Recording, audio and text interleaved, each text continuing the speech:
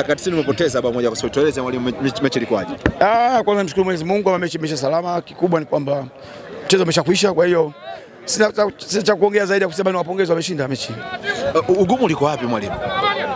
Nadhani ligi daraja la kwanza inaeleweka, nadhani mwenyewe umejionea. Sipendi kuongea sana. Mwisho siku na karibu utamu. Sasa kikubwa ni kwamba tumeshafungwa sisi, tunajipanga ndo kazi yetu, basi watu angalia mbele. Mechi ya kwanza umepoteza, bado upo Arusha, mechi inayokuja dhidi ya Mbuni. Mpinzani pia ambaye mgumu mwalimu. Unakwenda vipi hapa? Nimepoteza mechi kwa kulazimishwa, lakini kikubwa kama mwenyewe ndio maana sema umejionea mwenyewe. Nimelazimishwa mechi niipoteze. Sipaswi kuipoteza mechi. Japo of course nimekosa penalty ambayo nipasengeza kutoa sare, lakini nimelazimishwa kupoteza mechi. Kwa hiyo mchezo umekwisha, tunajipanga kwa mechi ijayo dhidi ya Mbuni. Ulikuwepo ligi kuu msimu uliopita, sasa hivi tumekuona championship mwalimu. Mipango huko Bigman iko vipi? Mipango ni mizuri kwa maana kwamba mimi pia ni director wa timu hii.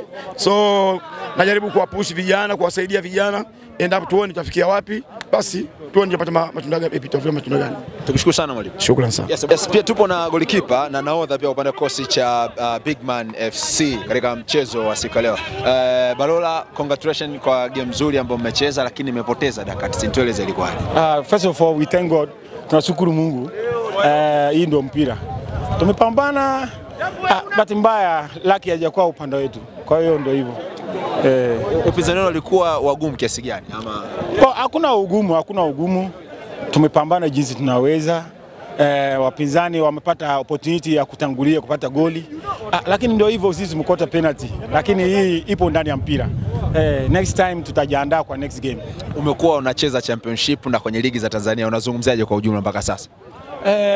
Unajua ligi ya championship na premier, mimi naweza kusema championship ni ngumu sana.